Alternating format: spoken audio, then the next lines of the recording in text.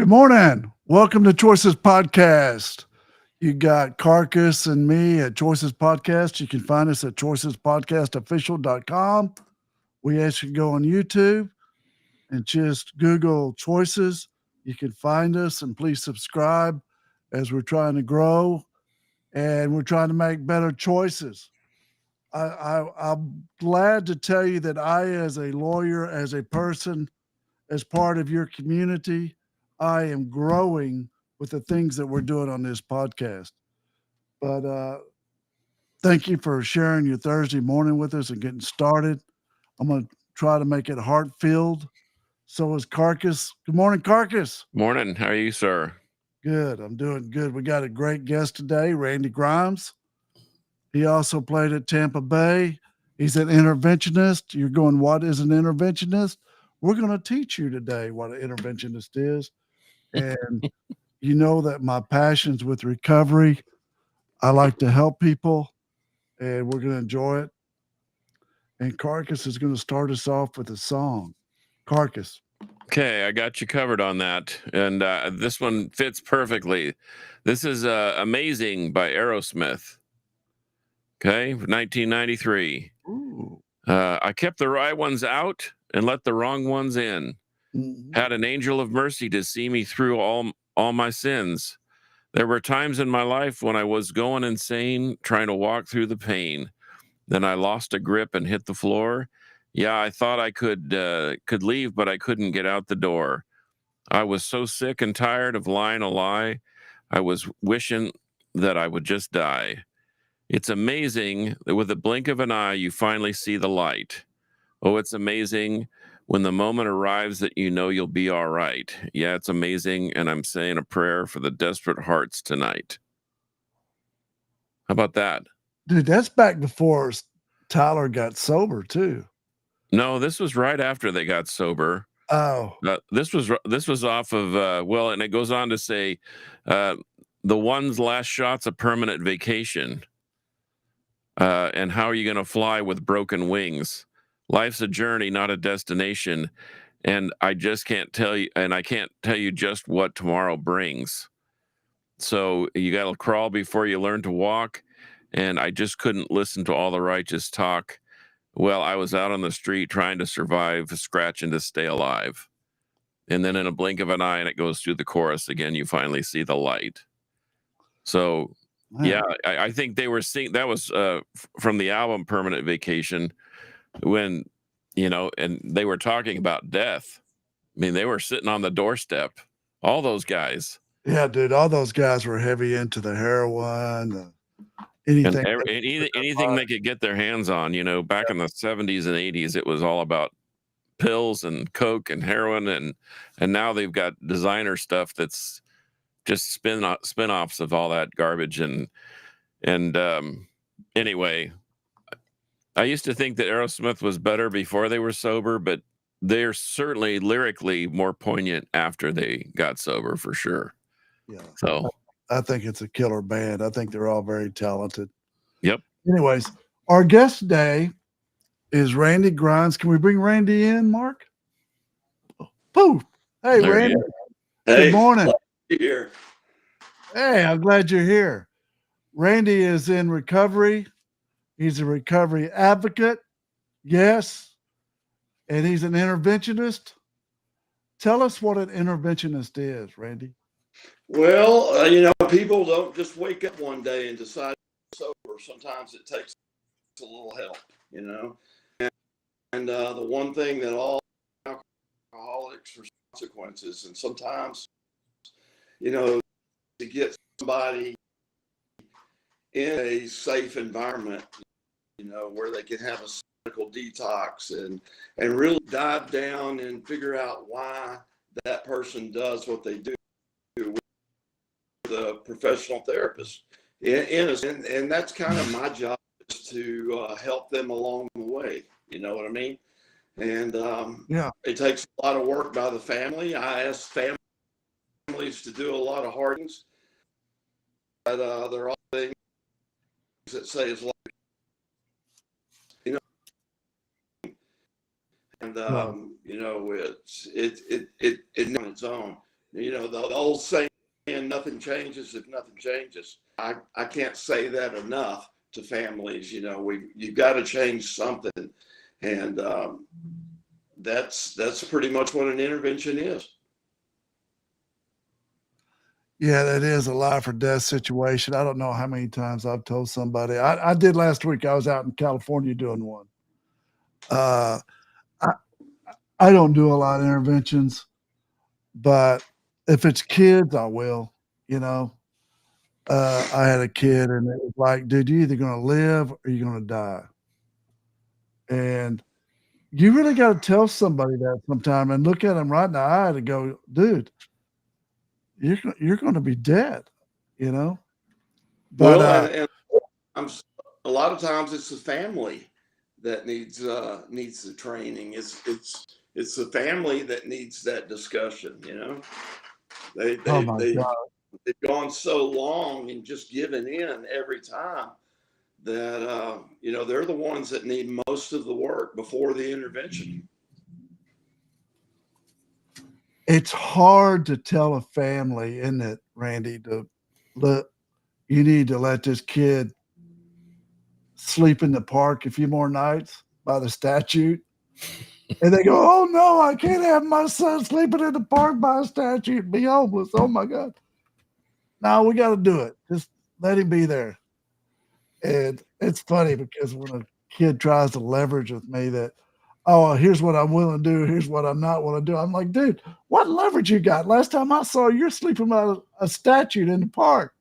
And I just start laughing at them, Yeah, you're right. And there's all these new intervention formats that have come out, the invitation intervention and all that. But, somebody doesn't call me until things have really hit the fan. And, it's dire straits at that point. So, it's kind of like a shock and awe kind of deal where you go in there and you do whatever it takes to get them in my vehicle or on an airplane or whatever to get to that treatment center because, it's life and death. Tell us what I hate these things. But tell us what an invitation intervention is. Well, and that's where you invite them. You invite them to come sit down with the family. You work with them for weeks, sometimes months to get them in that place where they're willing to come sit down with the family and kind of hear everybody's story about how their addiction has affected their. Write a letter to them, one page, write a letter, how you felt when they did this and how you felt when they did that. I almost got killed in one of those, Randy. I had a buddy of mine that it was an intervention, and his son was way out there, dude. He was a trust fund baby, and it was an invitation intervention. And she was like, I want all of y'all to write a page on how you felt when he did this and he did that. And so we walked into the trust fund baby's house, and she had the chairs lined up, folding chairs lined up in the living room where he had commenced to take his Harley apart in the living room. It was all apart, and he got pissed off at something, and there was holes all in the wall, all the walls. And I'm sitting there going, you know what? There's a good chance this might be my last day here on earth. I was like, I told that interventionist, I was like, lady, you almost got me killed. Anyways, I don't participate in those. I'm with you, Randy. You're a tough football player. I'm like, dude, let's blitz them, throw their ass in the car or the trunk, or whatever you have to do, drive them to treatment and drop them off. Let's get going. That's right. Yeah. I did have a gun pulled on me one time. I did an intervention with, believe it or not, Coach Jackie Sherrill from Texas A&M, Mississippi State. Me and him went in on a guy, and sure enough, he pulled the gun on me. But thank goodness everything worked out. Yeah, thank goodness. So why are you passionate about recovery? Because guys like you, me and you, we're passionate about it. We are. I'm passionate about helping people, you know? Well, I know that on September 22nd, 2009, I fell out of a car at the treatment center and I crawled on all fours through the door. And, I finally had that gift of desperation that I had never had before. Even all the pain and trouble that I caused my family, I'd never had that real desperation until that night when I fell out of that car. And that's what I remember most is crawling through that door and hearing somebody, and I didn't know anything about the Big Book back then, but I remember hearing somebody say, and I don't remember much about that night, but I remember this. I remember somebody saying, Randy, in order to get this, you've got to have the desperation of a drowning man. And, the reason that had such an effect on me then was as an 8-year-old kid in Tyler, Texas, out at Tyler State Park. I can remember being out on one of those paddle boats, where you pump it with your feet. And I fell off that thing and I got my feet caught up in something on the bottom of that lake. And I remember how deaf I was to get back to the surface, how I clawed at the water, how I was screaming underwater to get back to the surface. And, that's why that has not when I heard that, and I knew then that I was in for the fight of my life. Wow. Holy smokes. Huh? I've been in a position like that where you have that desperate moment, and fortunately, it's obvious that we're all here, so it worked out. But that, I guess, that's the anxiety that you have to have towards recovery, especially when you were crawling into the building, for crying out loud. Man, I believe that's what it takes. I believe that it takes that desperation. You've got to. You hear about rock bottom and all that, and I hate that word because a lot of us don't survive rock bottom. But you've got to at least have that gift of desperation, and it doesn't happen to everybody.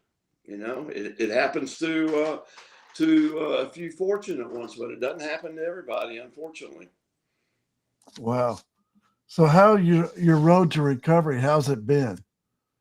Man, it's been 16 years of great, just, my relationship with my family, with my kids, with everything, my finances, my employment, things like that. Everything has turned around as a result of crawling into that treatment center September 22nd, 2009. And I'm grateful for the program and all the people that I've met in the program. And, that's people ask me all the time what I miss most about football. And, it's not being out on the field or playing the game. I miss the locker room. And that's what recovered me back is my new locker room. Oh, that's so awesome. Where'd you go to treatment center at? Went out, behavioral health of the Palm Beach is out in West Palm Beach.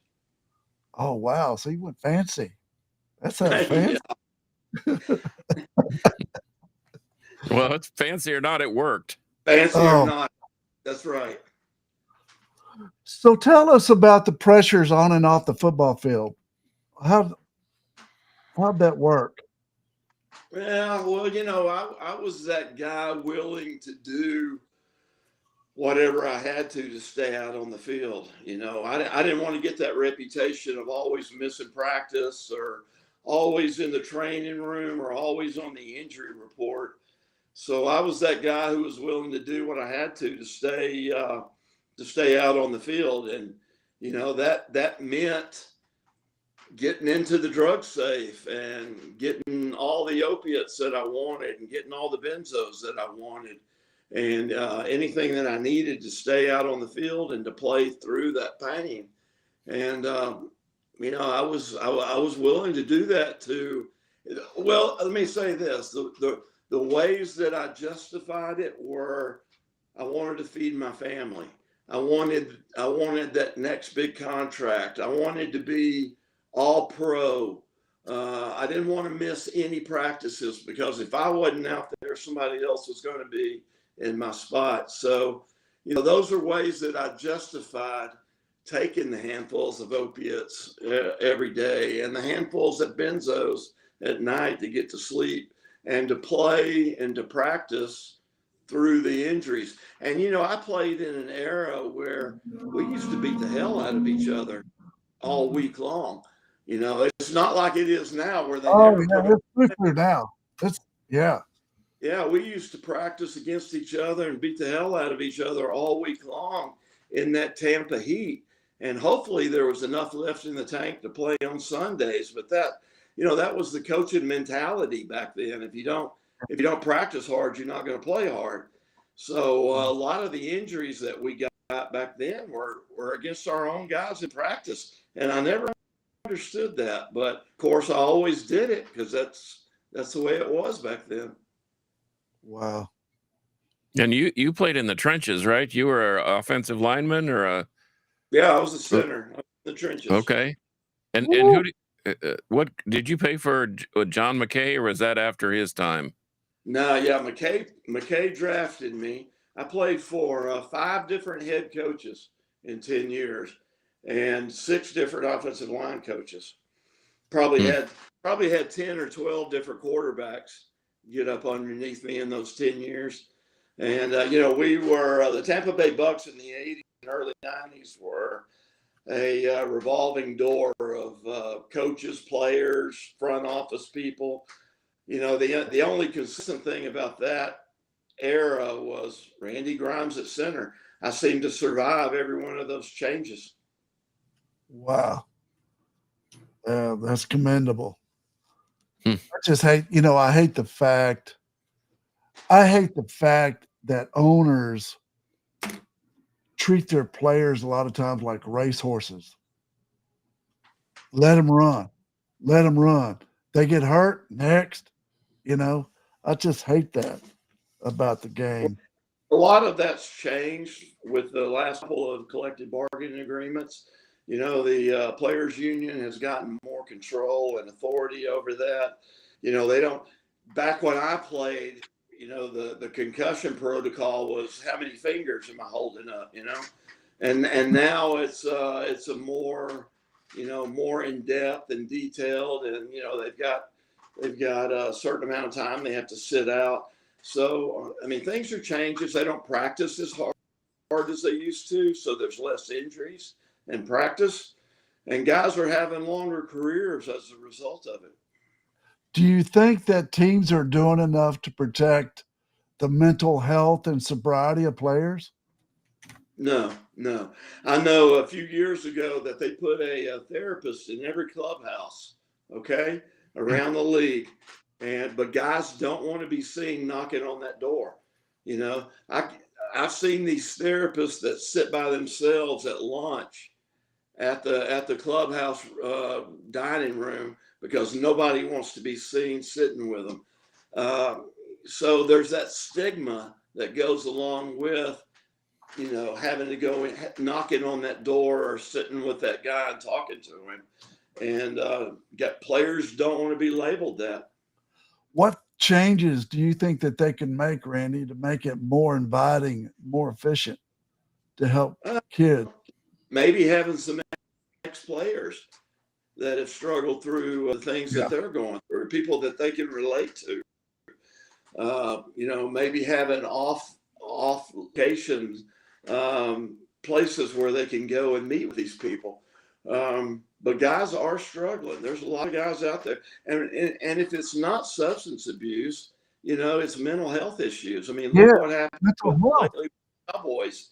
So things are going on in the league that the NFL needs to realize and address. What do you think's causing all the mental health issues for a young player that just ran for a touchdown after picking up a fumble on a Monday, and then Wednesday he's dead? That was that's the question, what causes things like that? And obviously it's something that they came into the league with. It wasn't identified earlier. And I'm all for in these colleges, they have such great programs and such great facilities, and they're spending all this money on players and NIL and equipment and all that. Why aren't they getting inside these kids' heads and seeing what's going on and making sure that they're okay? I've always said that I wish high school students would get some kind of an assessment before they leave high school. So maybe you could red flag some kids, but definitely these college athletes that have all the tools in the world at their ready. And why aren't we finding out what's going on with these kids? And so they're coming into the league like that. Yeah, I agree. Hmm. I agree. What do you think about that, Carcass? Well, having, I'm a huge sports fan, played basketball through high school and part of college, love football. Steve Young was a guy, a neighbor. He was 2 doors down from me. And so I watched him from when he was 1 year when he was a young buck till when he got drafted by Tampa Bay. They owned his rights, even though he played for the LA Express for a while. And right. and he's probably one of the exceptions to the rule because he came from such a stable background. He was a super smart guy, was pre-law. In fact, he was on his way to earning his law degree before he was even done with his fourth year, and he somehow was able to manage it. But once again, he was one of the exceptions, I think. And he even had concerns about, and we're talking back in the early 80s, he even had concerns about longevity and his ability to get, how many times can I get my bell rung and still maintain my cognizance. So this is not a new problem. But I think it's a problem that's been hidden. That's just my hot sports opinion. I think it's been hidden, especially in lieu of the money that's out there to be made, both by the athlete and the franchise or the college. It was no secret that back then, even when BYU in '84 won their national championship, I mean, football financed everything as in the athletic department. And I'm sure that it's no different at Baylor or Texas Tech. Let's not even start talking about that. I'm already mad. I'm still mad about that, but we'll get over it, or I'll get over it. But so do you think that the money in this has kind of slowed that that progress down as far as evaluating these kids or these athletes? Because like Brett, I live here in Dallas, and as much as I'm not a huge Cowboys fan, but I'm a people fan, and to see a guy succeed and come in with such high expectations and hopes and skills, like you said, have all the tools right there in front of him, and then, like Brett said, he scoops up a fumble and scores a touchdown, and then 2 days later he puts he uses a gun to commit suicide. I don't understand how you get to from those 2 points, one to another, that quickly, unless there's just something blatantly wrong. And maybe I'm being naive, and maybe you could speak to that a little bit. But I don't think it's a slow burn. I think sometimes it's more immediate. Do you think that the use of narcotics and so forth is still in use to kind of cover up things, whether it be injuries or mental health or whatever in the league? Do you think that's still a very real problem that's just sort of been deflected and redefined as something else, or what's your opinion on that? Well, first of all, thank goodness you don't understand what that kid was going through, because that means you're not affected by it. But that's a deep, dark, secret place that there's a lot of guys that are at, and we have to identify who they are. Yeah, money has a lot to do with it now in college sports. It's changed the game completely. I don't think college sports is ever going to be what it used to be because of that, because of the NIL. But there's a lot of things that, and I work a lot with retired players, guys that are leaving the league, guys who are in my position. And, I remember after 10 years at Tampa Bay, I can remember standing at my locker, and, it was after the last game of my 10th year. And, I can remember Sam Weish was our head coach then. It was his first year there. And I remember him putting his hand on my shoulder as he walked by me in the locker room and saying the words, "Hey, Randy, we won't need your services here next year." And I can remember just turning to look to see who that was that said it, and seeing Sam White. My locker was right next to the door that exited the locker room. And all I could see was him hitting that silver bar in the middle of that door and exiting the locker room. And I remember thinking, damn, ends after 10 years of blood, sweat, and tears, all leaving all that on fields all over this country. And that's how it ends. A coach that doesn't even slow down long enough to look me in the eye as a man and tell me that my career is over. And I can remember raking everything out of my locker into a black bag and walking out the back door. And Randy Grimes, the football player, didn't exist anymore. And the reason I bring that up is, that's that transitional trauma that a lot of players go through when they don't have that uniform, or when they don't have that playbook, they don't have that itinerary to go by. And, and it's not just NFL players, it's, veterans, it's first responders, it's pretty much anybody, it's broken marriages, anything that we transition from. Americans don't do very good. And a lot of times we self-medicate those feelings.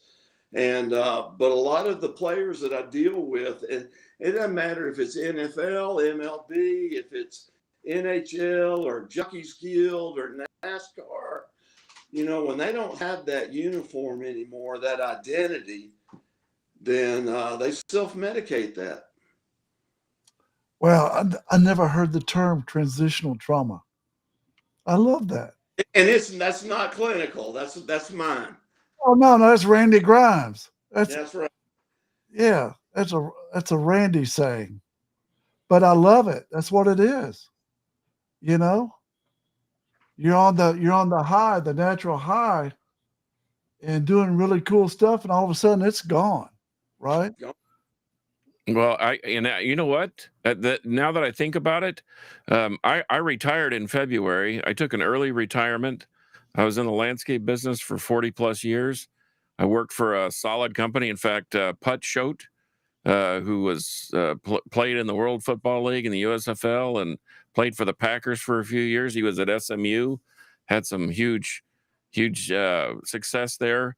He's the one that started the company. But I remember that it was run like a football team. I remember those football days, those 3-a-days, those hard practices, and it was you're all in or you're all out. There was no in between. And I remember when I finally got the nerve to just say, I've had enough and I'm done, and walking away, that's what I missed the most. I wasn't doing the 6 a.m. to 6 p.m. anymore, 6 days a week. And I more missed the team aspect of it, and the camaraderie than I did the actual. And I sometimes I have to kind of poke myself and say, wait a minute, you miss the family aspect or the team aspect, but all that other stuff can stay in the barn. And so that's an interesting thought, that transitional trauma. And so even on a lower level, so to speak, with just like you said, in any type of change in life can send you down a really bad path. Right. I hear Randy saying there needs to be more mentorship with these young players coming through there. The problem is they all think they're so smart. Oh my God. You know, That's and it's, right. you can't tell them anything. And that's how they're treated in college. You know, Yeah. they're baby, they're pampered, they're I given all remember kinds Crab. of money. I remember Crab telling me that the guy next to him in the locker couldn't even order a pizza. I was like, you got to be kidding me. So, Randy, we're near the end of our show. I want you to give us 3 good takeaways today. What do you want to tell somebody about recovery and about your Wow. journey? About my journey, and I want people to realize that there's hope and help out there if they're struggling with addiction. You know, if I can do it, I mean, you hear that all the time from people. If I can do it, then you can do it, and you know that's absolutely true. And you know, it's one day at a time. It's doing the next right thing. I tell my sponsees all the time, just keep it simple, and just do the next right thing. That's all there is to it. And I want people to know that relationships heal. And me and my wife, we went through it with my kids, and they just me do the next right thing time and time again, week after week after week. And that's what finally healed our relationships through my addiction. And, you know, me and my wife wrote the book together, Off Center. And, it was about our relationship and what we went through and how we help people now. So if you get a chance to go on Amazon and look at offcenterthebook.com, check that out. And it's our story. And, you know, there is life in recovery. There is life after addiction. I tell somebody I've been sober 36 years, and I tell the young ones, I'm like, that drinking deal you doing, it's way overrated, dude. I mean, I might have missed a good Cabernet every now and then, but I'm really proud that my girls have never seen daddy put one drink down them, you know. But the quality of life is better. It's just better, you know. Yes. But Yes. I like your takeaway of doing the right thing. Don't you, Carcass? Yep. You see me writing them down because I have a friend that he'd better watch this podcast in the morning. He'd better watch it. This is really good stuff. It is good stuff. And Randy, we appreciate you. You're a good man. I appreciate it. And yeah, I'm going to send you some stuff. I got your contact. I'll Good. use you on interventions because I don't do them. And I know Ashley, you met Ashley at my office. You know, she used to work at Laha. Yeah, I know all those Laha people. They're good people. You want to hear a funny story? A good takeaway for you? What? Chris Raymer. Yeah. Chris Raymer and I have been friends since 1989. He has sent me a ton of business for people that were in the ditch. You know what I mean? Yeah. Car wrecks, whatever. So I had his wife stop by my office one day and unannounced, and she asked my receptionist, I want to meet this Brett Stallcup.